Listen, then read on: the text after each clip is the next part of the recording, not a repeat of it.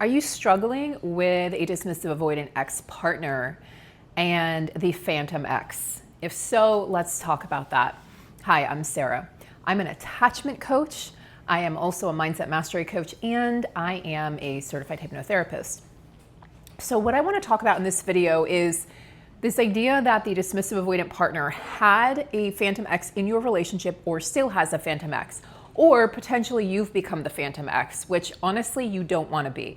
So what exactly is a phantom ex? A phantom ex is somebody that they can fantasize about or over. It's somebody they have on a pedestal from the past, typically years and years ago, that for whatever reason still captures their energy, their attention, their time, maybe even a portion of their devotion. Now I say devotion loosely because a dismissive avoidant doesn't really devote themselves fully even to themselves. So they don't really have the capacity to hold space for an actual intimate relationship in a deep way. But what I'm talking about is this person that's occupying their energy or their time or their thoughts is somebody that they've been able to place on a pedestal only because a certain amount of time has passed. This is not somebody from their recent past. This could be somebody from decades ago. For instance, in my marriage with my ex-husband, the phantom ex was his second ex-wife. Yes, I was a third wife. And this person, he was married to her 20 years prior. They had 2 grown children, and there was still some sort of connection and attachment to this individual, and there were unhealthy boundaries. But in his mind, he would defend those boundaries and say, I have great boundaries. I know exactly where this person stands in my life. But from my perspective, those boundaries were being crossed. The boundaries as far as the communication going above and beyond just communicating about the grown children. It was she would interfere in the marriage in certain ways and just really just act childishly and immaturely. And so I would say things and I would basically communicate, this upsets me, this hurts my feelings, this doesn't seem like it's a healthy boundary. And he was unwilling to budge in that department. There was no budging. This person was what I think a phantom ex. So I'm curious about if there was a phantom ex in your relationship. And if so, let me know in the comments below.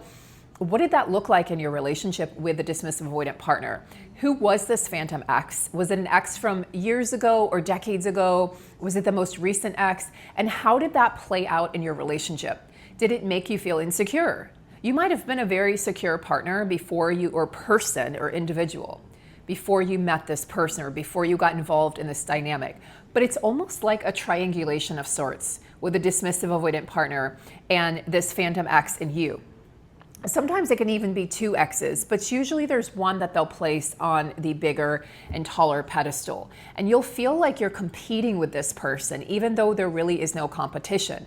So it's not necessarily that they want to get back with this person, although a small percentage of them may or can or will get back with this person, only for that relationship to blow up in their faces again, because once things get to a certain level of intimacy, that relationship will implode just like your relationship did with them.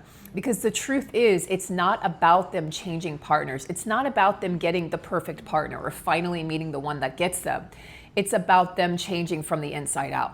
And that's what they don't understand. You can't change yourself by just changing your partner. That doesn't disrupt the pattern. There has to be a pattern interrupt that occurs internally for this dismissive avoidant partner.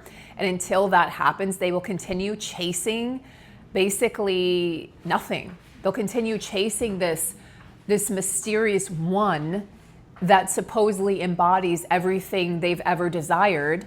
That means that basically this person who's perfect for them would not challenge them, right? Would not challenge them to change or grow and evolve and disrupt and break these patterns that are so very toxic and that have really contributed to the ruining of all of their relationships. But it's much easier for us as human beings to point and blame. We're all guilty of this, rather than look inward and say, what are my patterns? What are my cycles? And how can I be a pattern breaker?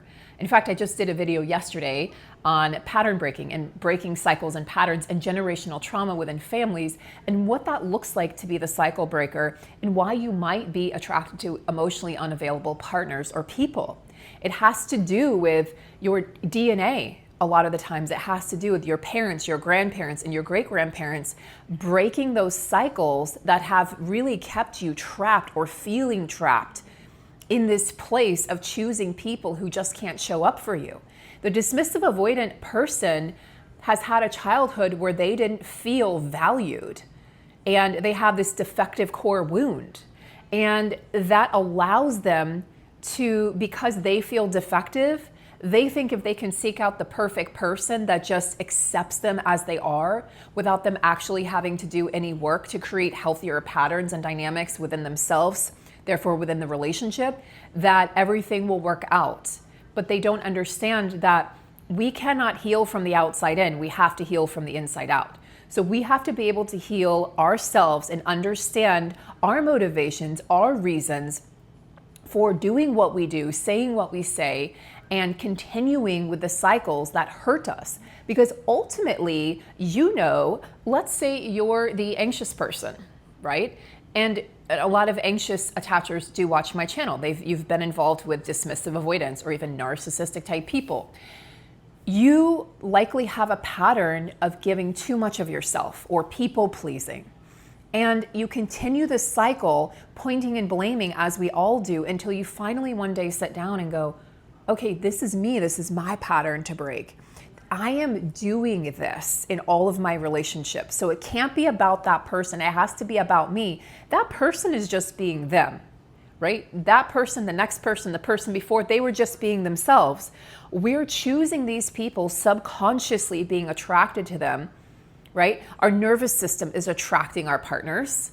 We think we're consciously attracting them, but the majority of the time, the subconscious brain, the subconscious mind is actually attracting those people into you, those lessons, those teachers into you. And it's basically screaming at you, break the cycle. Let's interrupt this pattern that is suffocating you, that is hurting you, that is creating such painful memories for you and painful ruptures in all of your relationships. But first, that painful rupture, the first one we have to fix and heal is the one within ourselves that causes us to seek unavailable partners, people that are physically or emotionally unavailable or both. Those are the partners that chaoticness that exists within a dismissive avoidant partner or fearful avoidant partner may feel like home to your nervous system, because chaos can feel like home. And if you're interested in this concept of chaos and why this feels like home and why this feels natural for you to gravitate or be magnetized towards people like this or situations or relationships like this, then keep on watching my channel and look out for my playlist on dismissive avoidance, because you'll get a deeper understanding why you're attracted to this person and why it's not that easy to break free.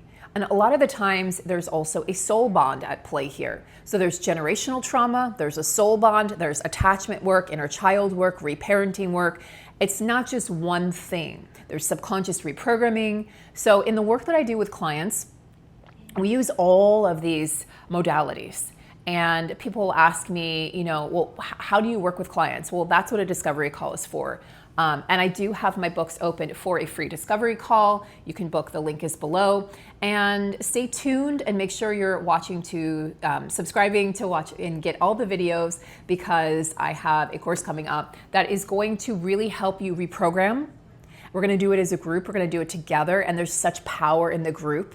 You're gonna have the support of myself, the support of the group, the support of other people going through these experiences, so you don't feel alone, so that you feel understood, you feel heard, you feel seen, and we can interrupt that pattern together. It's a 6-week course.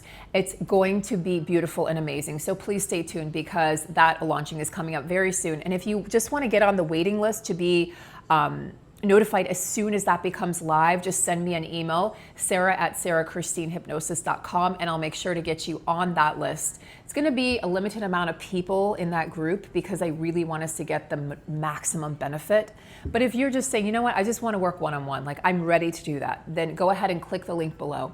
And if you have any questions or want some clarity about this video, drop a comment. I'll do my best to answer. I do try to read every comment. I can't always respond, but it's always appreciated, and this is a safe space. I make it as safe a space as possible for you to be able to share openly. So I'm wishing you guys all the best and wishing you clarity and continued hope on this journey of recovering from emotionally unavailable partners or dismissive avoidant partner. Take care.